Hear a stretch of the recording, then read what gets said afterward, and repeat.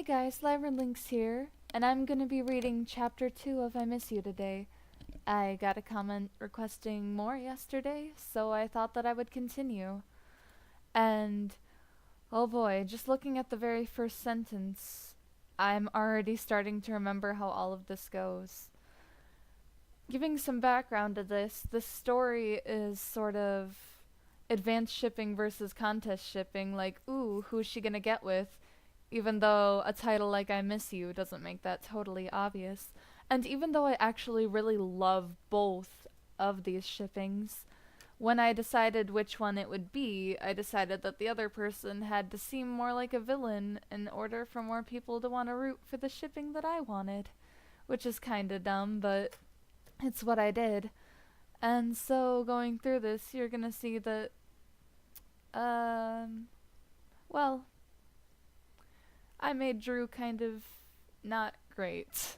You can tell from this first sentence. So let's just dive right into it. Chapter 2. May turned around to see the face of one of her rivals, Drew Hayden, the green-haired, arrogant, prideful snob of a coordinator. May stood quickly, wiping away her tears, and pointing a finger in his direction. What the hell are you doing here? I thought I was the only one who knew about this spot. Also, I'm surprised by how much my fanfictions like to swear when I was this young. But even though they're Pokemon characters, they do it all the time in my stories. Drew sneered and smirked his usual smirk, replying, "Well, you aren't the only one. I found this spot the first day I arrived in Johto. It's got one hell of a view, too." May nodded in agreement. "Yeah, you can see all of Johto from here." Drew chuckled and said, "That's not the view I was talking about." May immediately realized what he meant and shoved him hard in the chest, causing him to fall to the ground. "Humph! With cheesy lines like that, you'll never get a girlfriend. What idiot would fall for that?" "I was hoping the idiot in front of me would," Drew said, dusting himself off as he got up off the ground. Why am I so smooth in fanfictions, but I can't apply this to real life? May growled, but didn't say anything, knowing that if she spoke, Drew would never ever forgive her for the awful words she'd spit out. Also, the E isn't necessary. "You don't need to get so mad," said Drew, smiling honestly. "Man, women are so hard to please." May giggled a little and replied, "We're simpler than you think. All you need to do is give me chocolate and I'll love you forever." Drew laughed and shook his head, walking over to May. He grabbed her hands, holding them tight, and said, "I'm gonna need a lot of chocolate."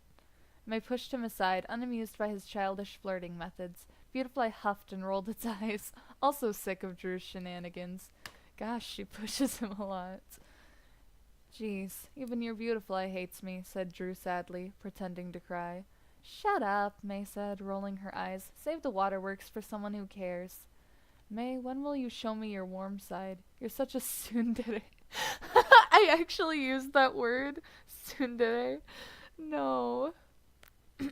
Oh gosh, that's a little bit cringy. Beautifly, growing impatient of Drew's stupid comments, used string shot at him, tying him up in an uncomfortable pretzel-like shape. "Ah! Hey, Beautifly!" Drew shouted as he struggled to break free of the attack. May laughed hysterically as Drew rolled around hopelessly. She laughed so hard she fell over, beginning to cry. "You look so silly," May snorted between laughing fits. She was disappointed when Drew finally broke free. Drew shot a dirty look at Beautifly, causing the Pokemon to cower in fear and hide behind May. "Don't be scared, Beautifly. You could take him on any day." "Humph," Drew snorted. Can that puny Pokemon could never There's no need for the can. "That puny Pokemon could never compete with my elegant Masquerain." "Oh yeah?" challenged May. "There's a contest coming up. Why don't we prove ourselves on the battlefield?" "Sounds good to me," said Drew, flipping his green hair. "See you tomorrow, then," said May, yawning loudly. "I need my beauty sleep." Drew smiled as he watched May disappear into the dark of the night. He couldn't help but smile whenever she was around, but something bothered him as he watched her go. Had she been crying when he had first walked up to her? Drew shrugged it off, too tired to care. He quickly gathered up his things and headed back to the cabin he was staying in, shaking with excitement at the thought of battling May again. May had completely forgotten about Ash. Drew had completely blanked out her mind. She allowed Beautifly to stay outside of the Pokeball for the night. She cuddled it as she lied in bed, or should it be laid? I have no idea. Good night. I love you, Beautifly, whispered May, stroking the butterfly Pokemon gently. Fly. I Whoops. I promise you we're going to win that contest. And with that, May fell into a sound sleep, only to find that her dreams would not be so sound. Alright, so again some mistakes and such, but wow. This is super weird to look back at. Like, I don't even believe that this is my writing in a way, even though I know that it is. Everything has changed so much since then, I guess. Wow. Alright. I guess I'll check out some of the reviews.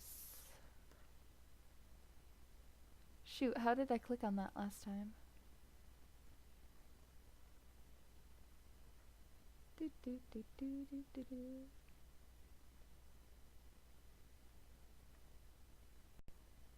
Well, I'll just go directly back to my page and then look through there. I have a ton of stories that I've written, and honestly I'll read whatever anyone else is interested in, if you don't mind my interruptions and the sound of my voice. Okay, so chapter 2.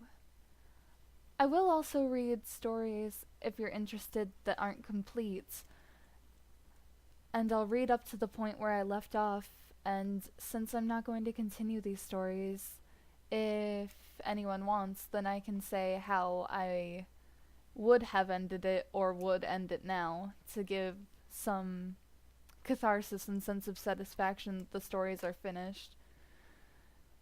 This one is in another language, and so I'm not sure what it says, but I feel like it's gonna ask if May is gonna pick Ash or Drew.